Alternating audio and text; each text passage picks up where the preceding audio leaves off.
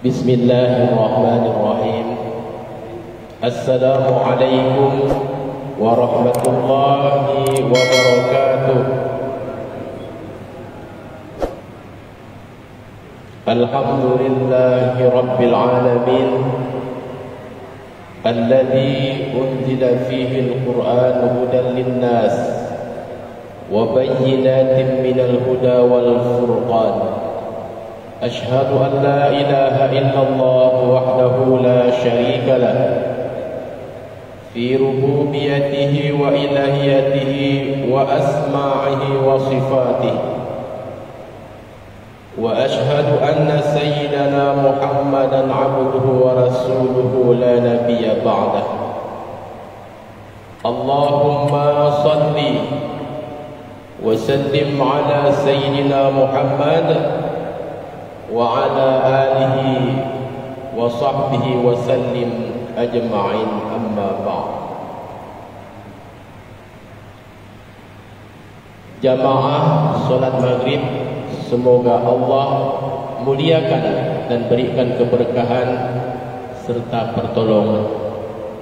Alhamdulillah, puji syukur kita panjatkan kepada Allah Subhanahu wa taala, di mana kita pada hari Rabu malam Kamis ini Allah masih berikan titipan berupa kekuatan iman dan Islam, dan Allah masih berikan kekuatan lahir dan batin, kesehatan lahir dan batin, sehingga dengan keikhlasan dan ketawadhuan kita dapat melaksanakan ibadah solat maghrib secara berjamaah di rumah Allah, Masjid Al-Ikhlas ini. Tentu tidak lain atas izin Allah Subhanahu wa taala. Jamaah salat maghrib rahimakumullah, tentunya pembahasan kita kemarin kita membahas tentang rukuk dan sujud. Sebelumnya juga sudah dibahas tentang surah Al-Fatihah, dan terakhir kemarin tentang kunut. Banyak hadis tentang kunut. Sebelum saya melanjutkan daripada kajian kita sama-sama belajar daripada kitab Bulughul Maram fi min adillatil ahkam, Bulughul Maram min adillatil ahkam, dasar-dasar hukum yang telah ditorehkan atau dicatatkan dalam kitab Bulughul Maram ini menjadi dasar ibadah kita, amaliyah kita untuk bisa menjadi sempurna. Seperti tentang wudu, kita harus menyempurnakan wudu kita sebelum kita melaksanakan ibadah solat. Maka beberapa minggu yang lalu, beberapa hari yang lalu, bulan yang lalu juga telah kita bahas. Akan tetapi tidak sedikit ikhtilaful ulama, perbedaan dasar pemikiran yang membuat kita memilih antara salah satu di antara hukum-hukum yang ditetapkan para ulama. Ada Imam Syafi'i, ada Imam Hambali, Hanafi, dan Imam Malik atau Imam Maliki. Sebelum saya menyampaikan daripada lanjutan isi daripada kitab ini, yaitu tentang bab solat at-tatawwu. Solat at-tatawwu artinya adalah kita membahas tentang solat sunnah. Apa solat sunnah? solat yang kita jika lakukan mendapatkan pahala, dan jikalau pun tidak kita laksanakan tidak akan berdosa. Nah, coba saya carikan dulu sebelum lanjut daripada pembahasan ini. Ada pertanyaan. Jadi dari sekian banyak jamaah ini menyampaikan pertanyaan di inbox saya ini. Sebenarnya pertanyaan itu bukan dia tidak tahu, tapi sangat paham sekali tentang apa yang disampaikan. Mau disampaikan dalam majelis ini, takut waktu tak cukup. Dia bertanya tu, mau kita bahas langsung juga, waktu singkat, tapi akan saya jawab pertanyaannya ini. Dari pertanyaannya ini, dari inboxnya ini, Assalamualaikum Ustaz, saya sering hadir dalam majlis pengajian Ustaz.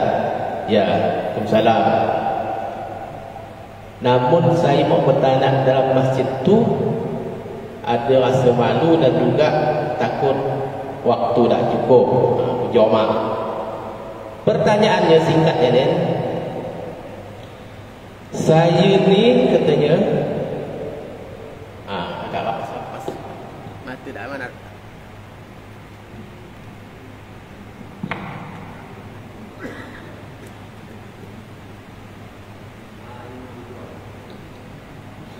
Mata dah mana nampak lagi. Mau ditambah jadi 4 dah. Ini mana dah bergardan ni, 4 kali 4. Baik, pertanyaannya begini. Ustaz, mengapa bah katanya setiap habis solat tu ada berzikir, dan mengapa ada yang juga habis solat tu langsung pergi? Saya banyak mengikuti kajian-kajian katanya. Sebenarnya dalam hadis itu banyak disampaikan juga, solat itu syaratnya mengangkat takbir dan ditutup dengan salam, selesai solat. Dan dalam hadis banyak diceritakan yang dimaksud dengan berdoa dan berzikir itu adalah di waktu di dalam solat. Apa yang dimaksudkan di dalam solat? Di dalam solat itu dari takbir sampai salam.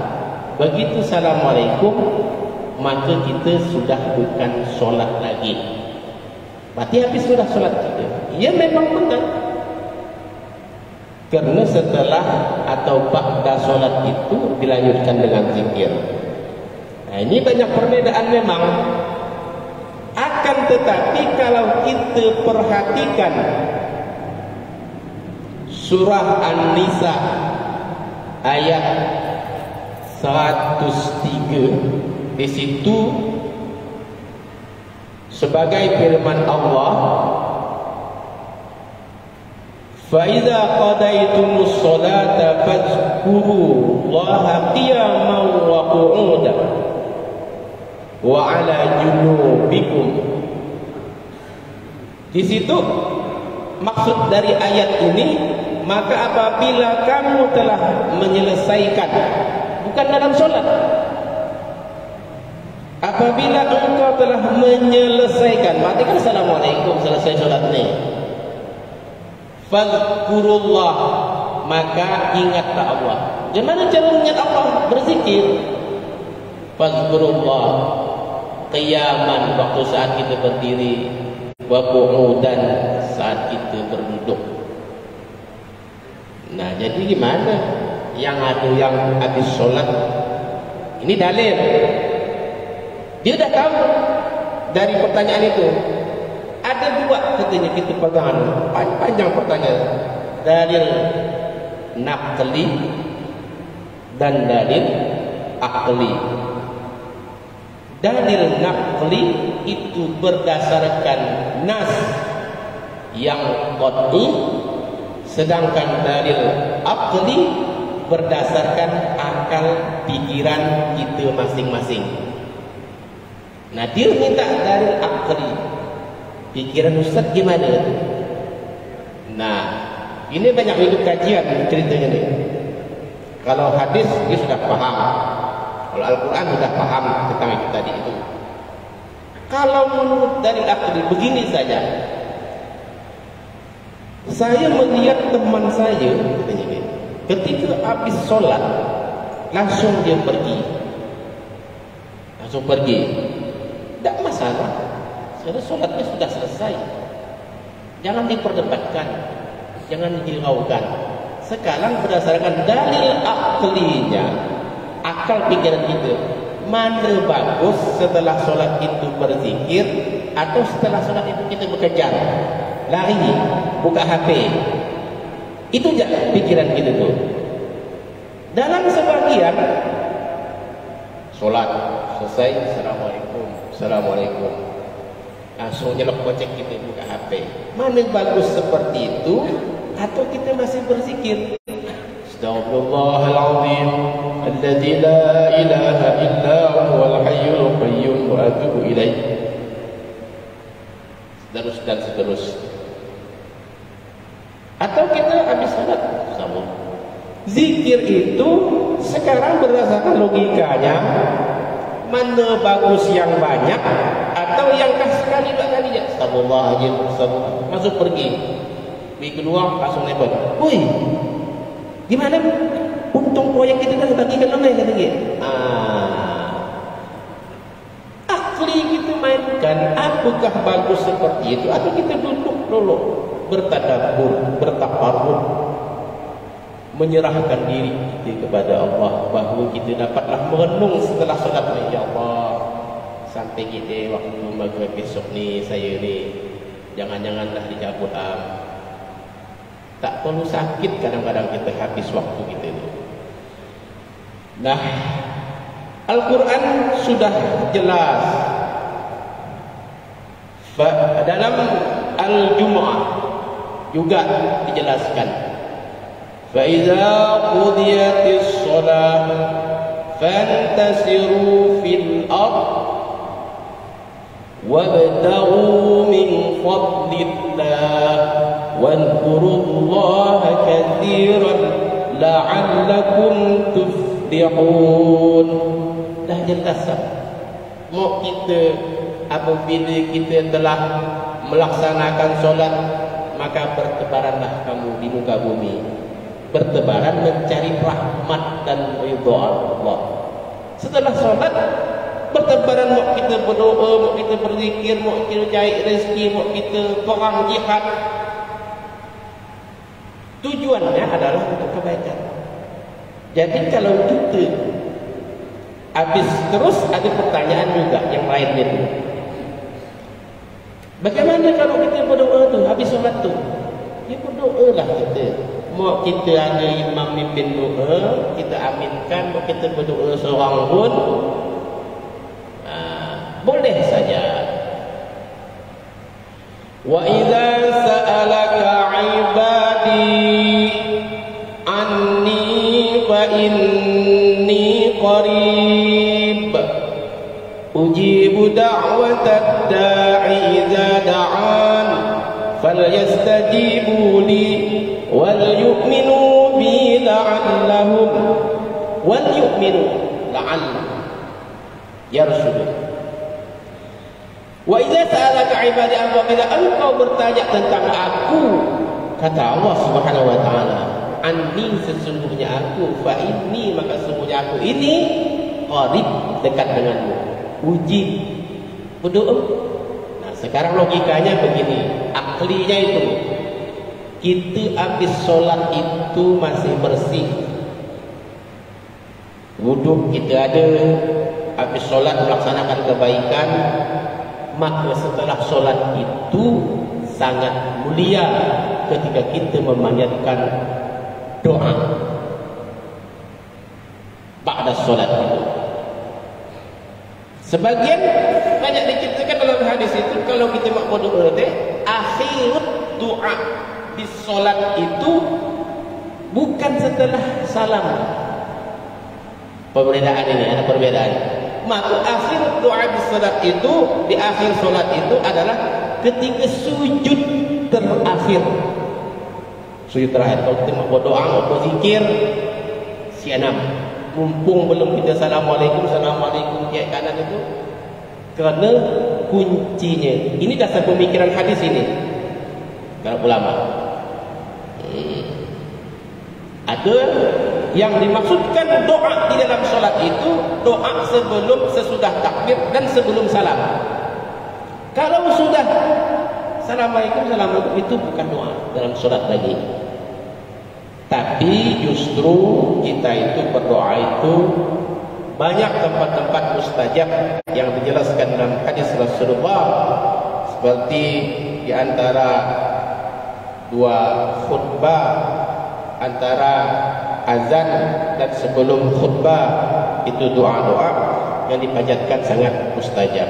Atau doa dalam keadaan musafir, dalam keadaan teraniaya, itu adalah bagian doa-doa yang sangat diijabah oleh Allah Subhanahu wa taala. Nah, baiklah, kita lanjutkan tentang kajian kita. Ini tatawwu tentang solat sunnah. Apa saja solat sunnah? Qabliyah, maghrib, ba'diyah, maghrib. Terus bagaimana qabliyah, maghrib itu? Apakah ada pernah dicontohkan Rasulullah? Di sini akan juga kita bahas. Yang masyhur itu tidak ada solat sunnah sebelum solat maghrib. Yang masyhurnya, yang adanya adalah ba'diyah. Terus subuh, asar. Asar itu tidak ada solat setelah solat asar. Subuh itu tidak ada solat sunnah setelah solat sunnah. Tapi bisa kita laksanakan solat sunnah setelah solat asar dan setelah solat subuh. Jadi jangan heran kalau kita misalnya begitu habis solat subuh tidak tobat, tidak tahu misalnya kan, habis subuh tidak ada game sunat-sunat teh. Nah, ada Pak ya, ada. Terima kasih yang sudah paham. Yang belum paham, solat sunat setelah solat subuh atau setelah solat asar itu ada qadha solat. Ketika kita solat subuh datang ke sini dan takut ketinggalan imam, solat subuh ni, daripada imam dah rakaat kedua kita solat sunnah di belakang tu, lebih baik kita ikuti imam dan sempurna solat kita 2 rakaat, dan setelah imam salam kita dibolehkan untuk melakukan solat sunat. Bila qada solat sunat yang kita tidak melaksanakan solat sunat sebelum solat subuh tadi itu. Nanti kalau dicari dasar-dasarnya banyak di sini. Begitu juga solat asar. Pada umumnya tidak ada solat ba'diyah asar.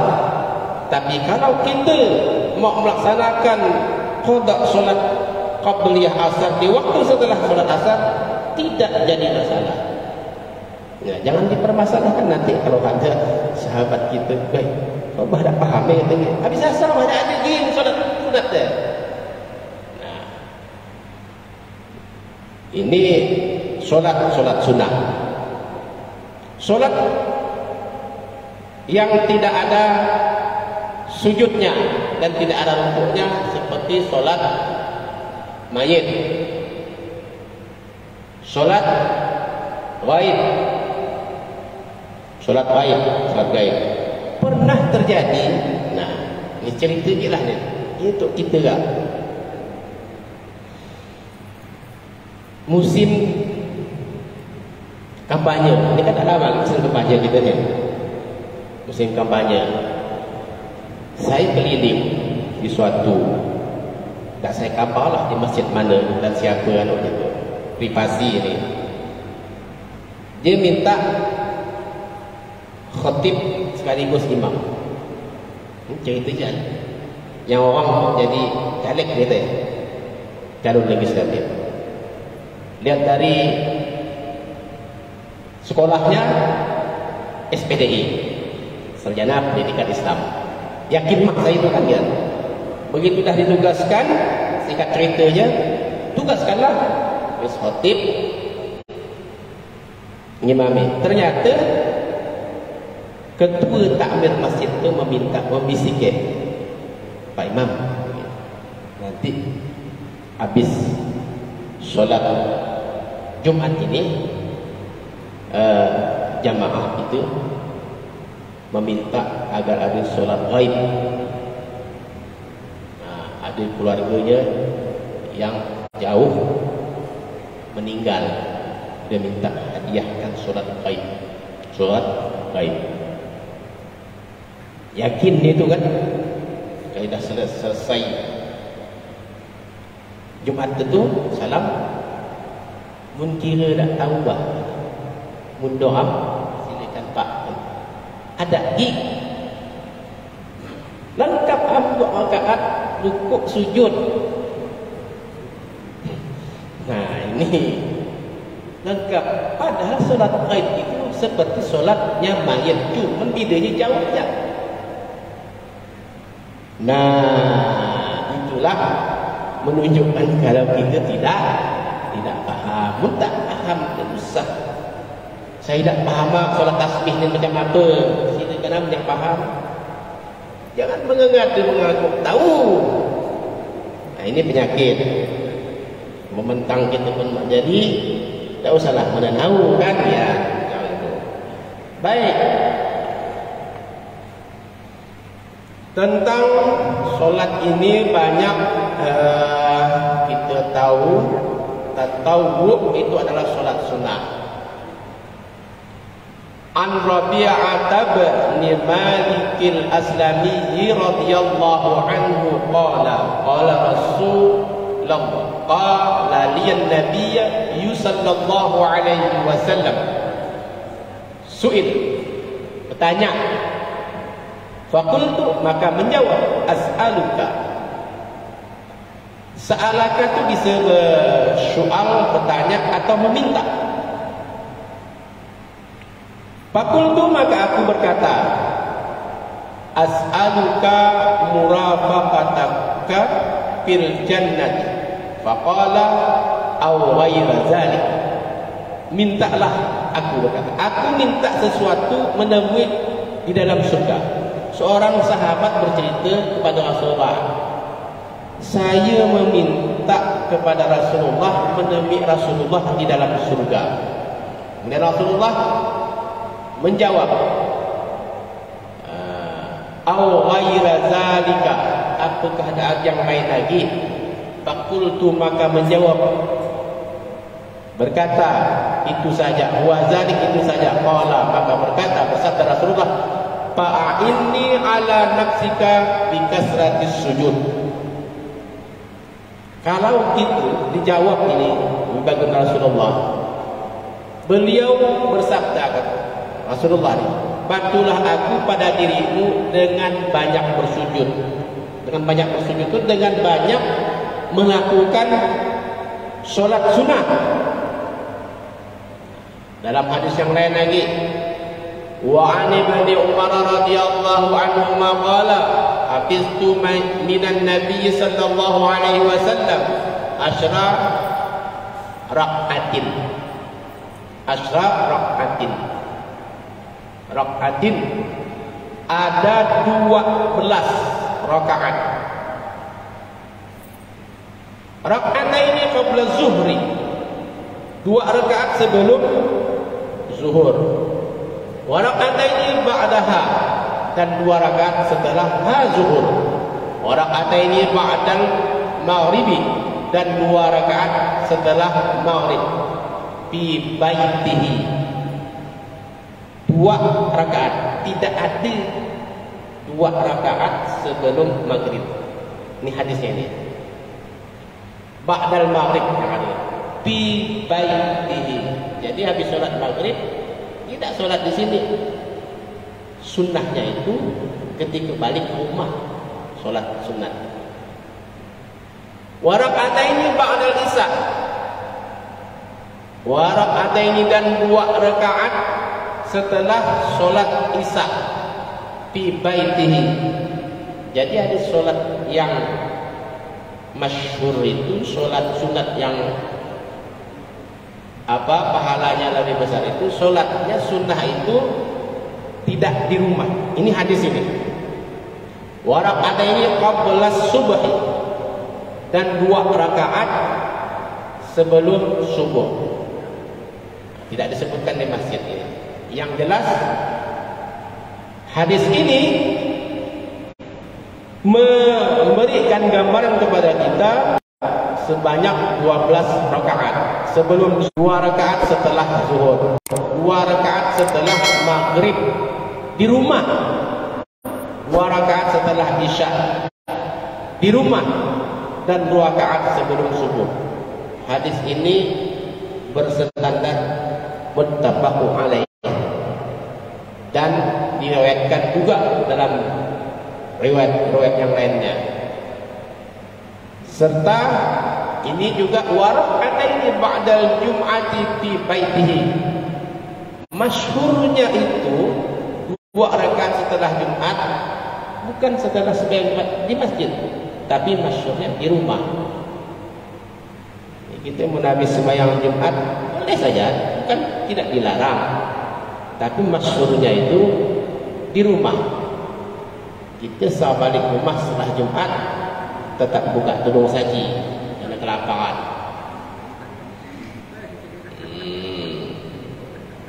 Walil muslimi kana idza tala'al fajr la yusalli illa rak'ataini khafifataini. Dan bagi orang muslim, beliau Nabi sallallahu alaihi wasallam apabila telah terbit kecuali 2 rakaat yang ringan saja. Maksud terbit fajar itu malam itu, Bang. Sebelum subuh itu ada akan mau terbit fajar. Kalau kita berat-berat serakaat aja, itu namanya sholat witir. Lebih mulia, sangat mulia sholat sebelum maghrib, tarhim segala macam itu, sholat taubat, sholat tahajud, sholatlah. Karena untuk sholat qabliyah subuh saja dipertaruhkan kebahagiaan dan kenikmatan itu dunia dan seisinya. Karena kenikmatan itu saat kita berserah kepada Allah Subhanahu wa taala, tidak ada lagi kenikmatan. Karena Allah memberikan kesamaan kepada kita semua. Bentuk manusia ini sama, bedanya di ketakwaan kepada Allah Subhanahu wa taala. Banyak harta nikmatnya sama saja. Harta berlimpah, banyak berjalan ke sana kemari, letih kan? Coba ketika banyak duit berlimpah, kalau duit tak kuat.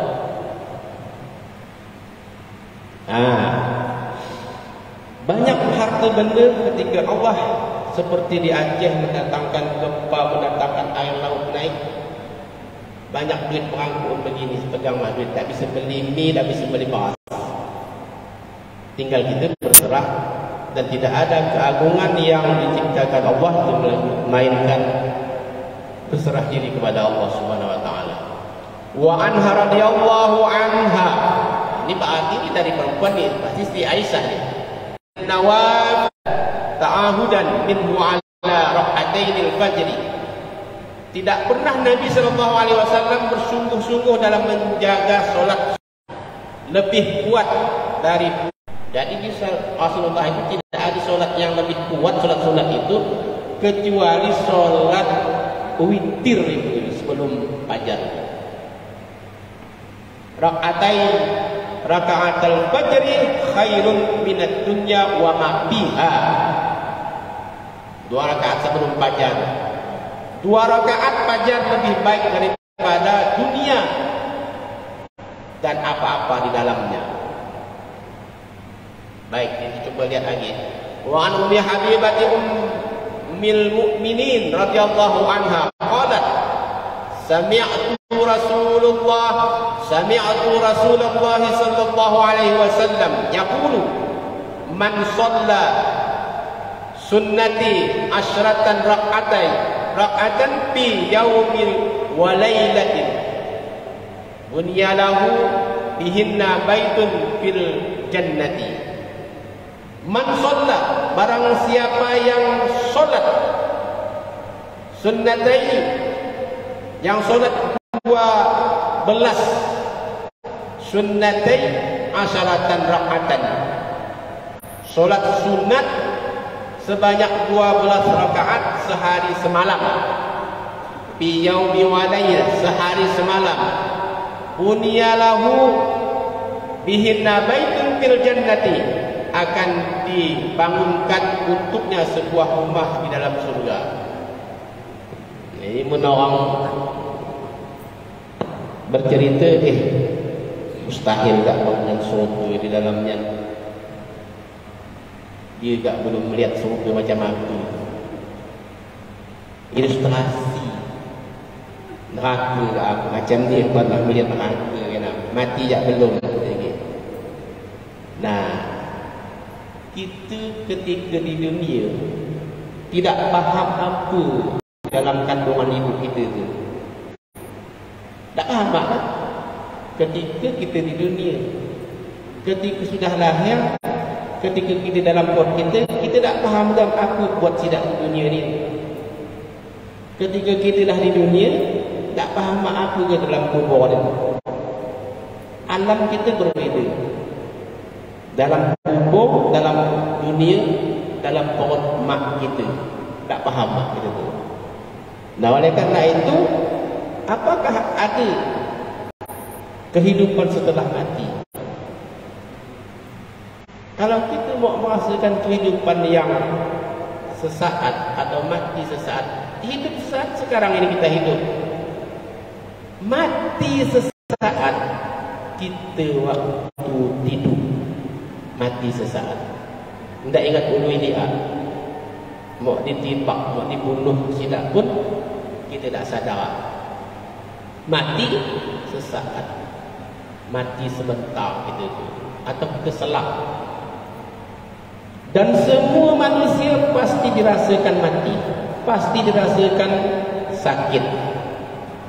Mau orang kaya, orang miskin, orang berharta, ada sekali banyak. Mak kita banyak tu benda kita pun pasti sakit gigi, sakit pilek. Habis saya makan ni.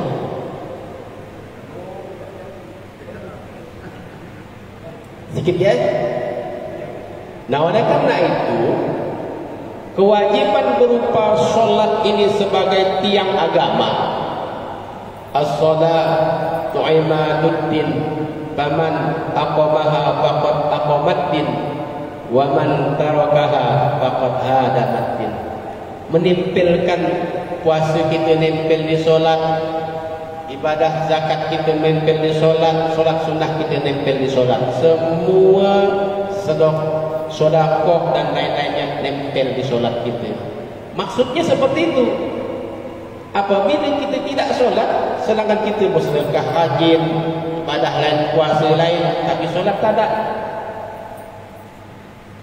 Jadi kata baginda,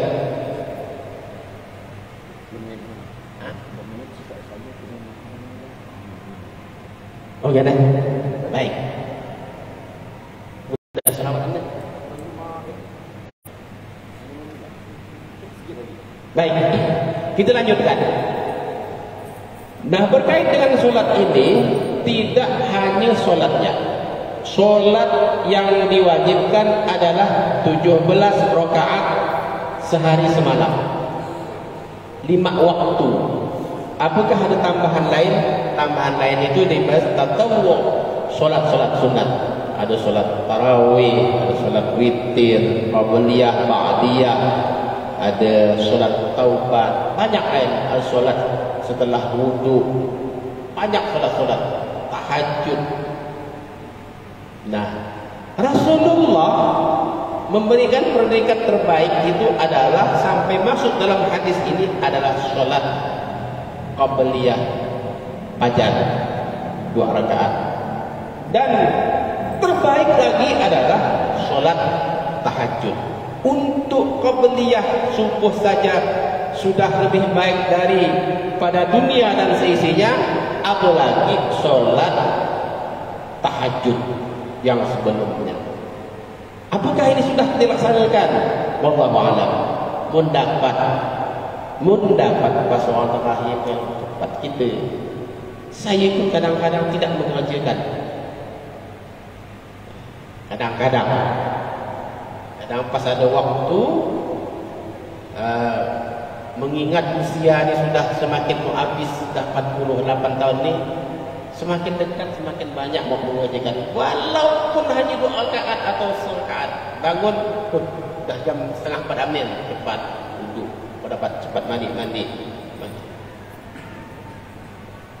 Baiklah, mungkin hanya ini saja yang dapat saya sampaikan. Mudah-mudahan di lain waktu dan kesempatan kita masih diberikan kesehatan oleh Allah Subhanahu wa taala, dan terutama kita masih dapat melaksanakan ibadah salat maghrib dan salat isya berjamaah. Hadallahu wa iyyakum Allahul muwaffiq ila aqwamit thariq. Summa salam. Wassalamu alaikum warahmatullahi wabarakatuh.